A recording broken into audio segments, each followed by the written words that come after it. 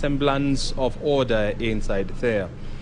Because when I was there, like half an hour or 1 hour ago, this was some sort of a theater of confusion because you had so many people who are milling around those tables and shouting, and this was somehow impacting on the turnaround of the verification exercise, and that's why IBC chair said that they need to hasten this process, otherwise they are likely not to meet the deadline as set by law. Well, those are the dynamics that are happening here, and of course that are shaping this election, which is hotly contested, but of course we are keeping an eye to see who exactly is getting what numbers and who will definitely carry the day when the final figures are announced. Well, I'm in the company of Fred Ogola. We have been with him this morning and of course throughout this week.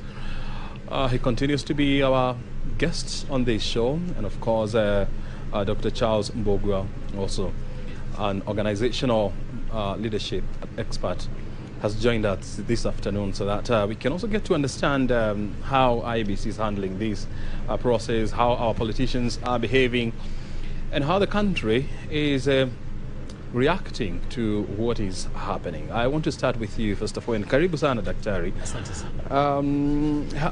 So far, when you look at IBC, how are they managing to handle this process?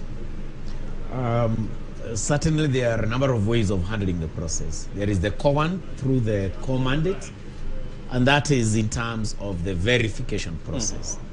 And I think that is going on pretty well, although it has become an extremely slow process. How they will hasten that becomes very, very important. The other part of that process is to make sure that they give information once a verification is done. And like you've said, we are only at around maybe 2%, just about less than 10 constituencies where verification has been undertaken. But then we know pretty well that that is part and parcel the procedure that has to be done. The other bit has been managing the political parties, agents, and particularly the politicians. Yesterday, they were flooding the spaces within which the verification is taking place. And to allow such kind of a freelance approach to a sensitive space within that situation room is wrong. Because there could be altercations, and that could see a number of the same characters going at each other's collars, and that brings shame to an otherwise very calm, respectable process. Thank you.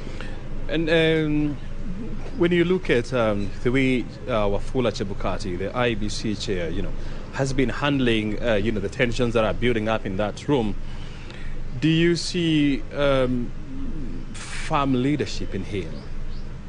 That's an interesting one. One of the key things we noted yesterday was his audacity to read one single outcome, which took 45 minutes. And like we said, the briefest brief that some of us have ever come across. But what was he trying to put across? He was trying to tell Kenyans that for sure, I'll go bit by bit from A to Z in tandem with what the ruling of the Supreme Court was far as this presidential party is concerned. Number two. Very good. Before we go to your point, let's first of all go to